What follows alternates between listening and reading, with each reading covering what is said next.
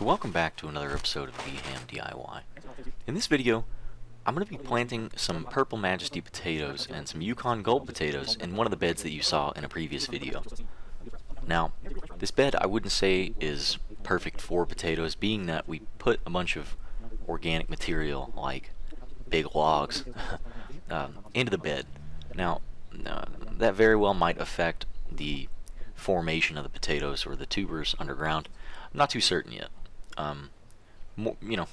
Everything this first year is more of an experimentation, but that's the joy in it, and that's kind of what I want to express today.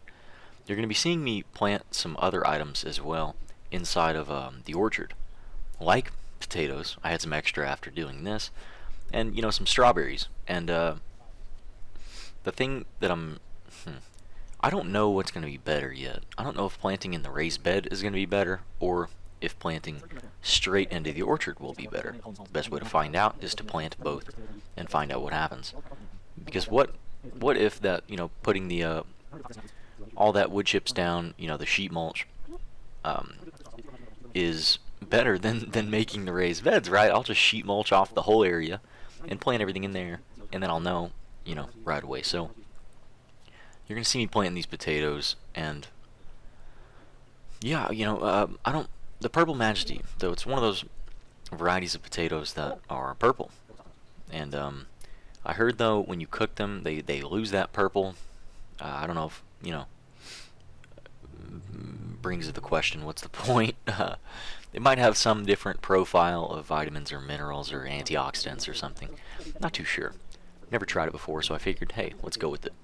And then Yukon Gold, can't go wrong with that, right? Classic. Now this bed I also put some some onions and stuff you're going to see in another video, and it didn't really do too well. I would say, though, that so far the potatoes are probably doing the best. And I learned from an old teacher of mine, right, who taught me the ways of gardening, that you should always plant potatoes in our area around February 14th. One, so you'll never forget, and two, because he had a lot of success planting on that day, right? And so, that's kind of what I was following, and so far that seems to be leading me on the right path. Like, very well, I don't know, in anyone else's area when they plant potatoes, but for me that just seems to be the case. Okay, so yeah, here I am, just showing. I'm using where the trees are going to go as kind of like sectors in a grid. So, over to the left would, between four trees would be one little sector, and then there's a middle sector behind that, and then a sector further. On each sector I planted some of those strawberry starters you get at the hardware store, whose name will not be mentioned.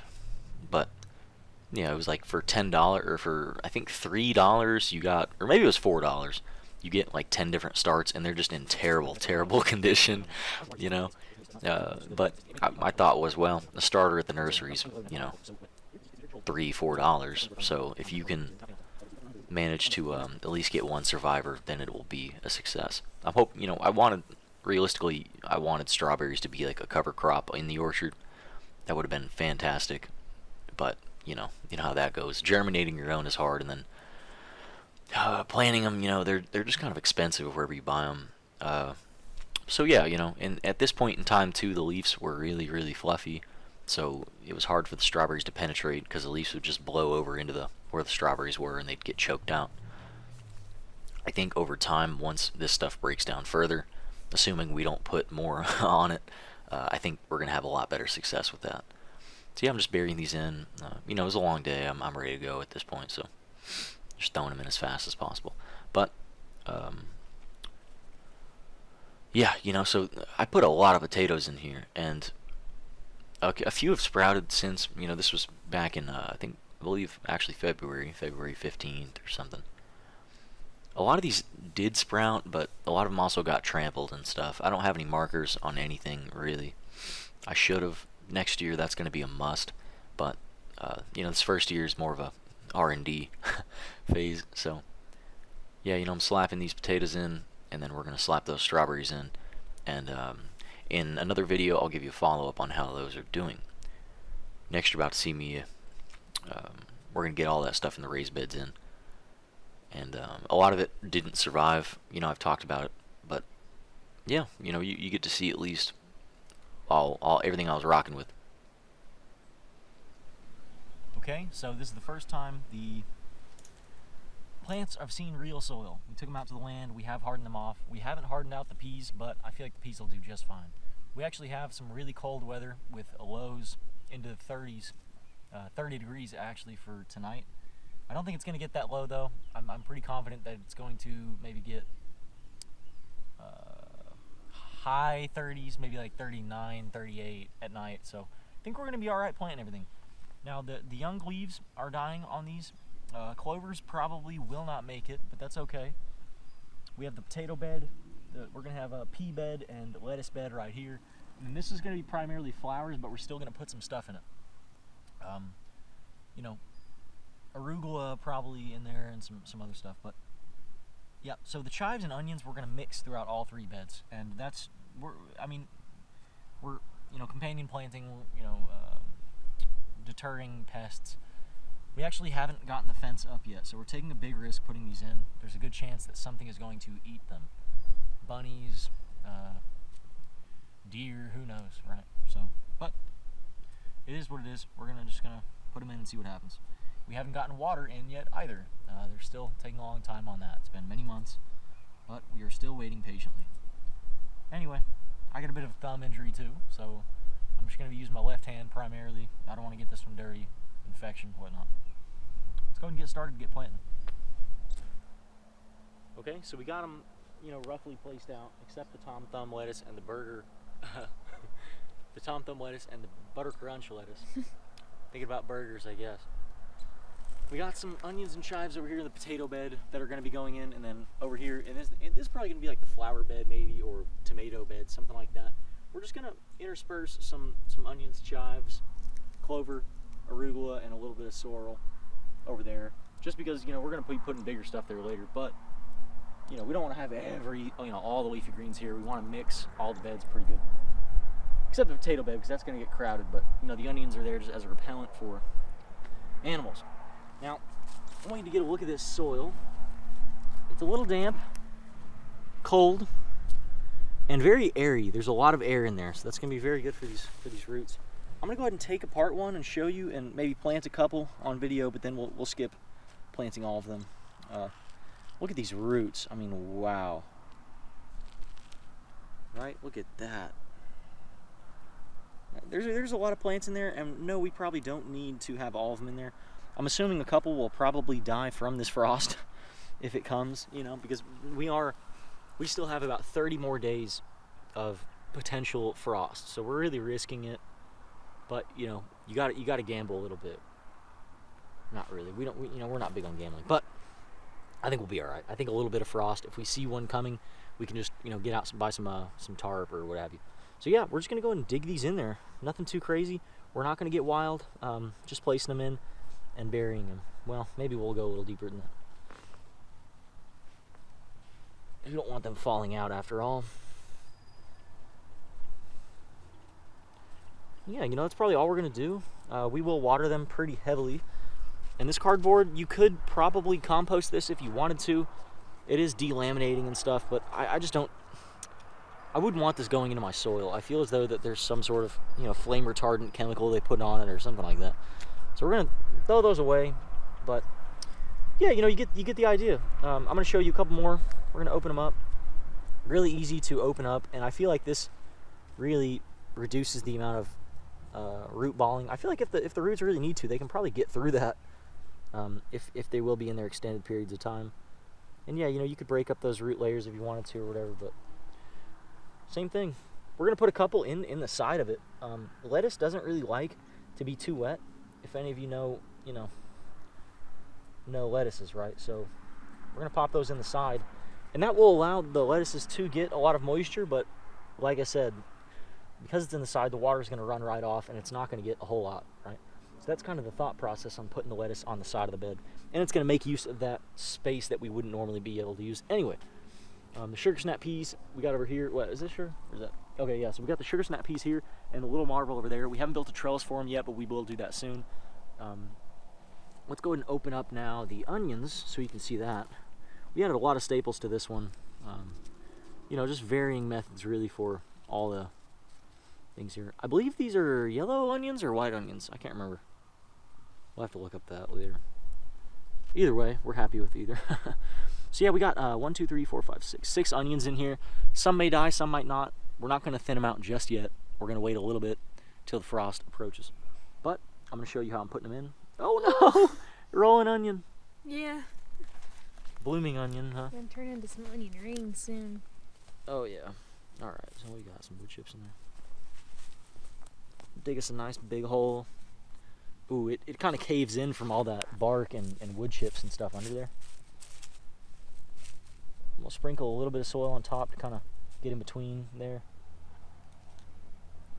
And yeah, you know, I think that will just about do it. Really loose. We'll come back later when they get bigger and sprinkle some more soil on there, but I think that's good. I think that's really good for them. All right, me and Lindsay, you're gonna go ahead and plant all of these. We'll cut to you when we're done, and then we'll show you the end result.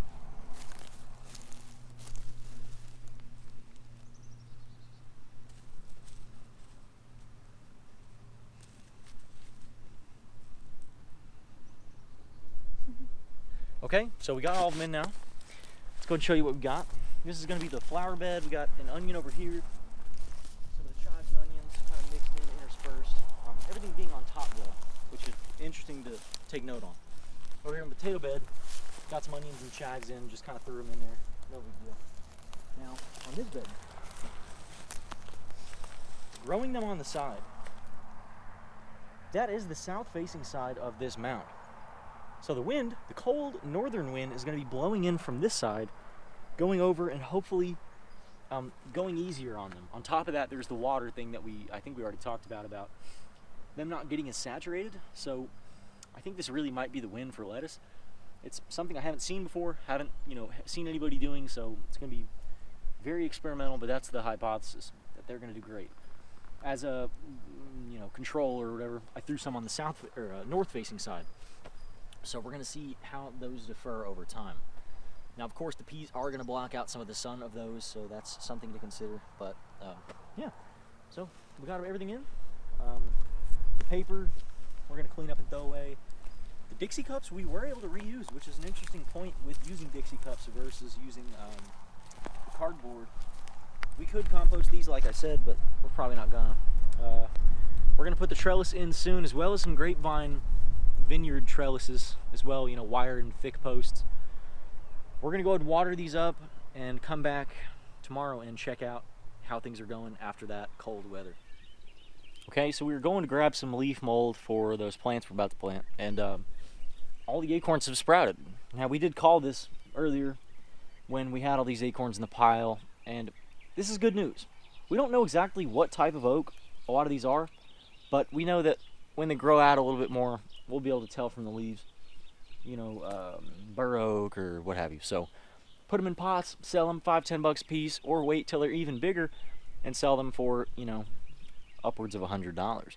That's good news. Or even just have some oak trees for ourselves. Plant some over there, next to where we're going to put the greenhouse or whatever, where we're going to plant all these bulbs. We don't know yet. Point is, we just thought that was interesting. Also interesting, this leaf mold that we got, all the stems and the veins of the leaves are staying, but everything else is sort of decomposing. Let's dig in here a little deeper so we can show you what's really going on. Wow. Oh, look at the earthworm. Look. See it? Just one little area I opened up. I'm sure there's plenty more in here. Oh, look at that. Oh, look. Oh, more earthworms. Man. Look at them all. Look at all the earthworms. Mm-hmm. Look at them all. Look. They're everywhere in there. Worms, y'all. They are literally everywhere in there. That is some healthy soil. Yeah, earthworms everywhere. So we're not going to get any of that probably. Diversify your portfolio. You want to diversify your garden. Don't do everything the same way, because if something fails, if your investment goes belly up, you're going to be in trouble. Gardening is no different, right? There's similarities there. You can make up your own analogy how you see fit, but yeah. So we planted some potatoes. You saw us make a new bed. We still have a lot of extra soil here. What I'm going to end up doing is spreading out a really thin layer right here. I want a really nice lawn, and I know, You keep grass. You know, so the saying goes, but I want to have a little bit of a lawn, you know. I like a little bit of grass to roll around on, have the dog run around on it, or kids, which are probably coming in the future. It's nice to have a little grass, you know. You set up a slip and slide, you can set up a little trampoline, you know, you can do some arts and crafts, have a picnic. I don't want all of this to be a garden, you know. I don't want to be ridiculous about it. And yeah, you know, that's not the smartest business decision or what have you, but it's for the aesthetic value. Between the shed, I'll show you this. Between the shed over here, you can see that. Between the shed and between where the trees are going to go, we're going to have all this grass, right? All that's grass. And that's going to be really nice because it's going to create a bit of a break in the scenery, right? You're going to be able to look out and use distance as a you're going to be able to use distance to your advantage to increase the aesthetic value, right? And I'm not a I'm not a professional, but I think I'm starting to get the idea with the landscaping. At least I'm trying, you know. That'd be cool to do in the future. But yeah, you know, if I have over where you saw those trees, a big wall of just vegetation with fruit trees in the back, and then layered banana elephant ears, and then some coleus, and you know, some big old stones, or some like concrete statues, or a water fountain, you know. And so you look across the grass, the green, crisp, orthodox, manicured grass, right? Like the opposite of entropy. And then across from it you see this just controlled jungle, you know. It kind of it plays on two different themes, if you will. And I think that'll be very pleasing to my eyes as I'm in my shed tinkering. Anyway, yep, so that concludes this episode of DHAM DIY, Homestead Edition. Y'all have a very subtle afternoon, and